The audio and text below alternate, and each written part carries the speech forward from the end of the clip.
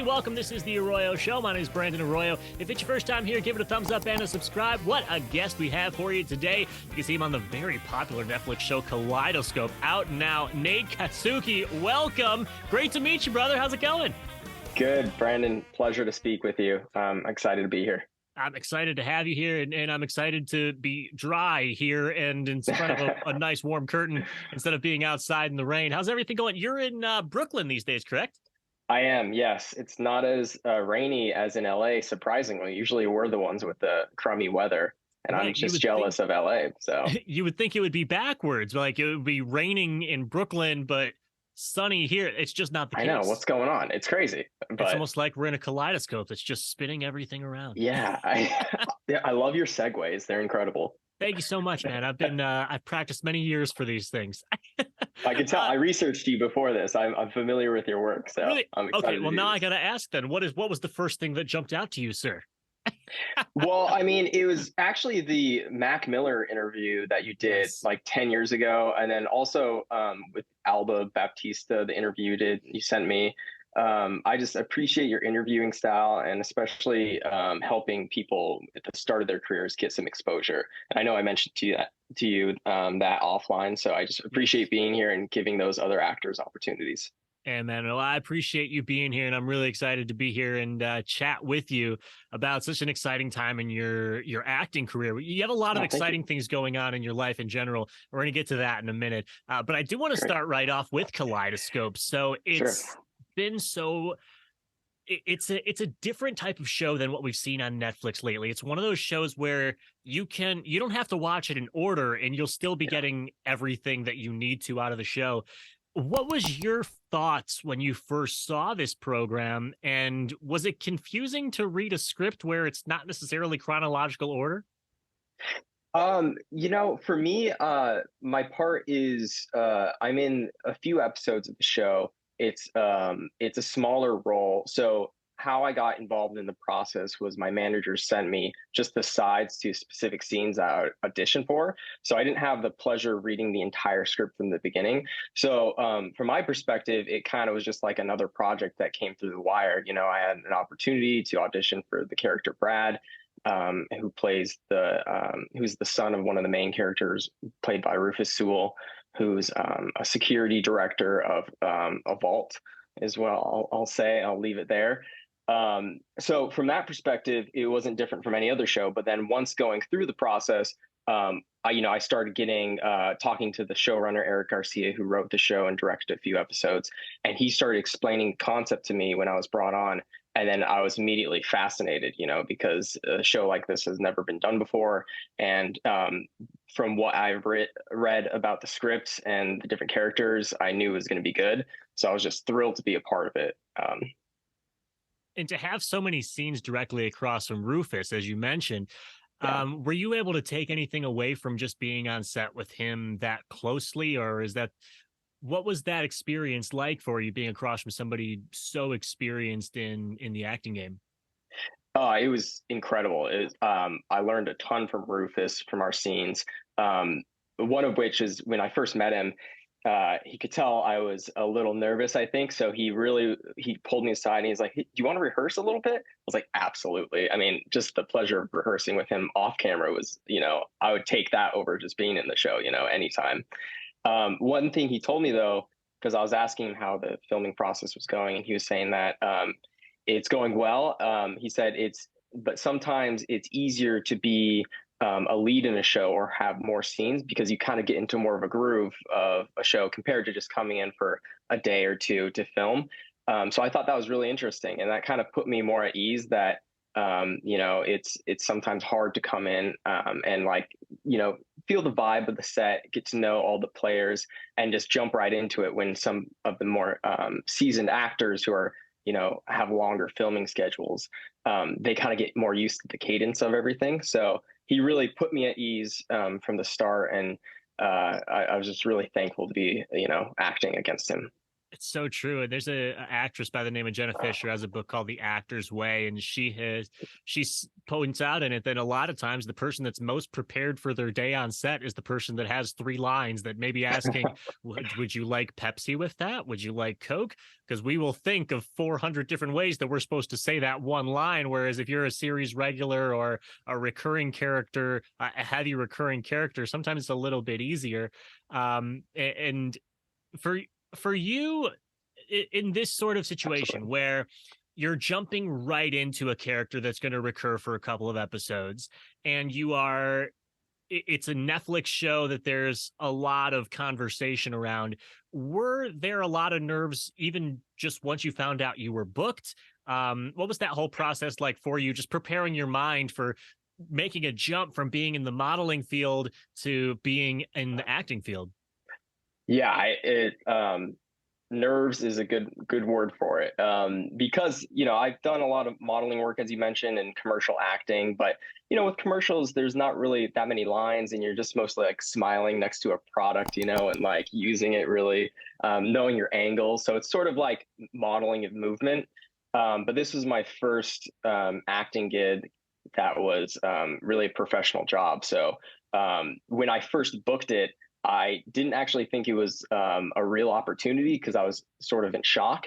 And then, the process is pretty long to get on these shows, and there's an audition process, and then you wait for the schedule to come out. So I was nervous that it wouldn't happen, and then when it was happening, I was a little nervous, like um, how big my role would be, like will I be prepared for it? Can I even act? Because I hadn't really seen myself on camera before this, like saying lines. So it was just every step of the way I felt like I had to really work to calm myself down to try to be in the moment and enjoy it, because like not many opportunities like this come along, and it's I'm very thankful and grateful that I was a part of it.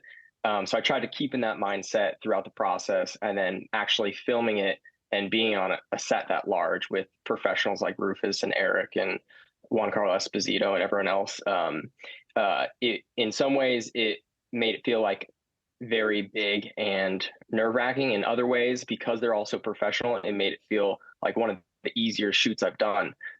Because sometimes on a smaller job, I'm sure as being having acted yourself, there's a lot of sort of mixing of roles. There's blending of responsibilities, and it's perhaps the budget isn't as big, so you don't hire people that can coordinate as well, or have to do many things, I would say. But for Netflix, everyone is so on top of their game. Everyone is in their own lane, and they're the best in the world at what they do. That it really allowed me just to focus on like what I had to do, and hopefully I rose to the occasion. I think we can all say that you certainly did. Uh, we Oh, got thank you. we got Nate KATSUKI on the line. You can see him in Kaleidoscope, streaming now on Netflix, playing the role of Brad. You mentioned just the importance of taking in the moment and how you really want to soak in these wins and soak in these first times that you're doing things in these business, because it is so hard to get to those moments. And a little Yeah, earlier, you had mentioned the interview that we had done with Alba Baptista. She had said the showrunner of her show, Simon Barry, told her you're only going to be the lead in a Netflix show for the first time yeah. once, so you better enjoy it. Probably same situation for you as well. You're only going to be of your first recurring Netflix show for the first time once in your life. So really soak it all in. Interestingly enough, for you guys, something that doesn't happen for everybody else. I believe you were the very first production to shoot at Bushwick Studios. Was that where you guys were shooting at?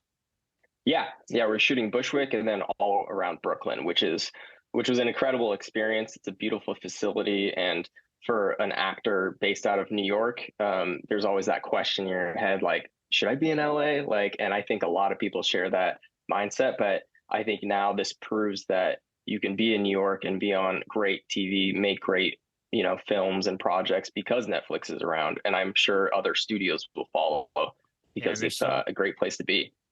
Definitely. I mean, and there's a lot of great stuff that does happen in New York as well. I mean, in addition to what you would see in Manhattan over with Rockefeller Plaza and all of the NBC studios, even just in Yep, Brooklyn, as we mentioned, well, Bushwick Studios, but also Steiner Studios over in Brooklyn as well. So there's a lot of production that's happening in New York City. So it's exciting to see how that grows in the Atlanta market as well. Um, absolutely. as we switch from talking to Atlanta to talking about New York City, let's talk about Boise. Because growing up in Boise, did you have any idea that becoming an actor was a possibility and being able to make it modeling and acting a full-time career for you?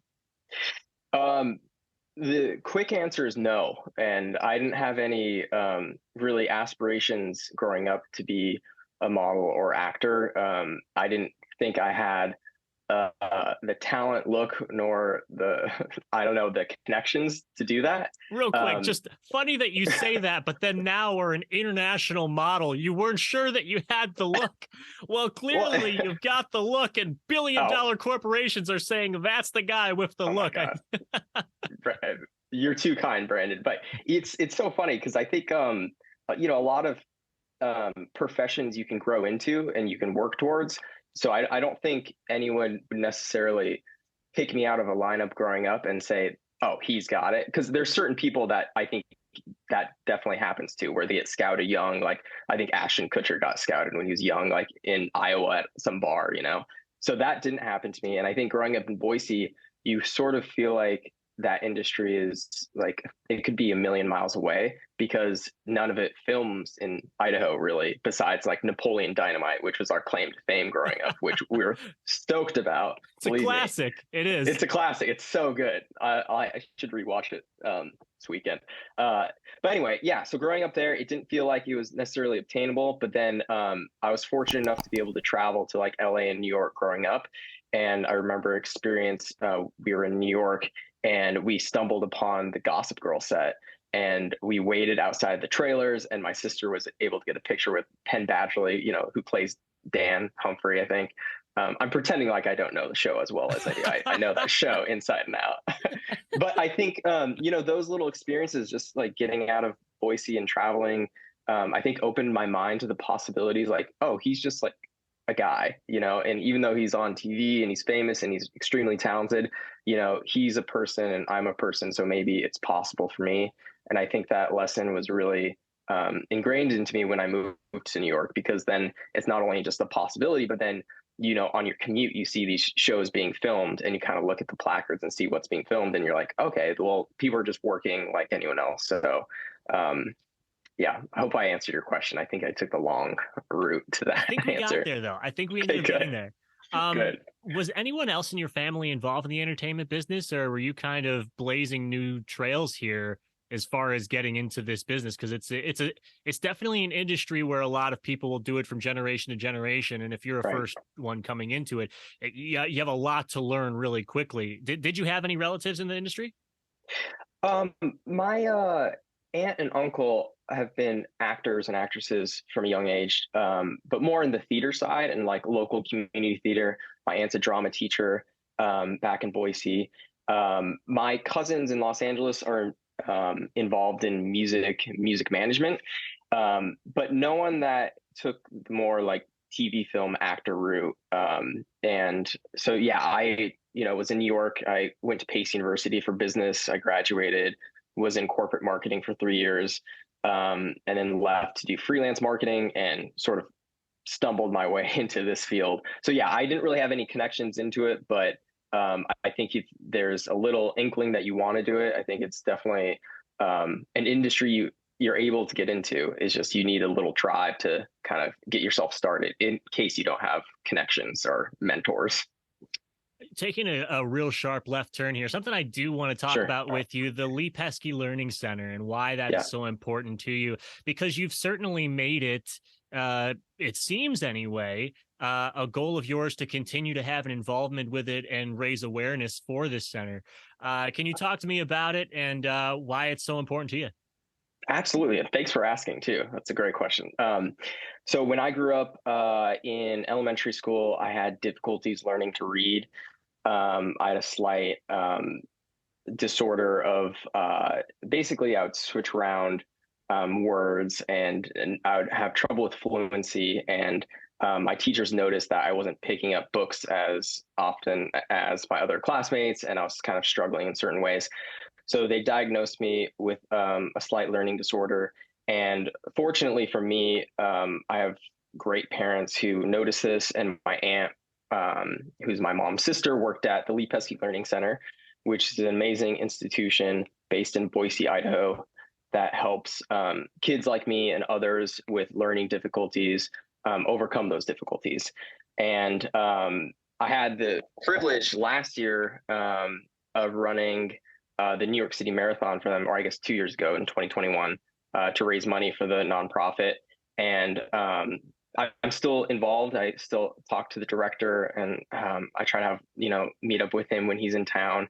But yeah, it's a great foundation. And, part of the reason I reconnect with them is because of me getting into acting, I should say, because a few years ago, I had the realization that if I pursue things that sort of scare me or I'm afraid of, it's where it's where I see the most benefits coming from my life. So one thing I kind of didn't resolve from my childhood is the fear of reading, and which really, I'm kind of jumping around, but in high school, it sort of turned into more of a phobia of reading out loud in front of my classmates. So I just remember going into like my English class in ninth grade and just being so afraid of being called on to like read like the part of Romeo, and like just thinking, okay, what if I memorize the paragraph before I start?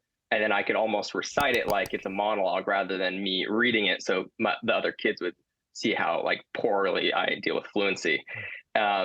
So going through that experience and thinking about that a few years ago, I was like, what would be a good thing for me to almost expose myself to, almost like exposure therapy, so I could get over that fear? And the profession I came up with is acting. And so I thought, you know what, I'll just create an online profile. This was 2018. I was doing marketing and on a casting website. And I'll just say, if, a casting director reaches out to me, I'll do a project. And if not, then I don't have to tell anyone that I have this silly kind of goal or, vision to overcome something. And luckily, Hillary Greer, a wonderful casting director, reached out to me to be a background high school football quarterback. No lines, filmed in New Jersey in the middle of the night. But after that project, like at 4 a.m., I was just thrilled because it was just so much fun, like to get out there. And that sort of started my journey into acting and modeling. And a few years later, I can't believe I'm like did a Netflix show talking to you, and much more comfortable like with myself, not only like reading and performing in front of people, but just like have built so much more confidence over the last 3 years by just like following my fears. So I credit my parents, the Pesky Center for starting, getting me started and overcoming those deficits. And then, wonderful people in the industry like yourself that give me the opportunities to like talk about my story, talk about the Pesky Center, and then talk about sort of my philosophy, my overarching philosophy. And hopefully there's some people back in Boise or in, I don't know, Bismarck, North Dakota or wherever that are seeing your story and saying, you know what, if Nate can do it, then I can do it too. Because you definitely, I would have never known that you had any sort of fear of public speaking. And my goodness, to now be recurring on a Netflix show, what a far way you've come. Nate KATSUKI, you can see him in Kaleidoscope playing the role of Brad. It is streaming now on Netflix. Be sure to go and check it out. Before we let you go, I do want to get this story from you because I love to hear these. Your booking story. Do you remember who you were with when you got the call that you were officially booked? Who was the first person that you told? And what was that whole experience like going through that audition process? Sure. When I booked the role, it was an email from my manager. And the first person I told was my wife, at the time, girlfriend, Caitlin James KATSUKI. So I just like read the email and I showed her, and sort of in disbelief, like I mentioned earlier, not knowing if it was a real thing, because how could it be? And it turned out to be a real thing. And, I was really fortunate through this process because I booked the job off the self-tape. So I didn't have really a callback or in-person casting or anything. And I later asked the showrunner, Eric Garcia, why he chose me and like what was his process of casting people. And he said, sometimes it just works. Like, you see someone on camera and you just can see it in their performance that they could do it. And so I owe him a debt of gratitude for taking a chance on me and allowing me to be in the show.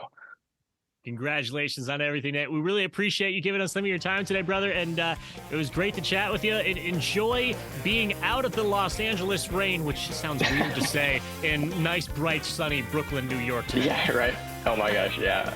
Thank you so much, Brandon. It was a pleasure speaking with you.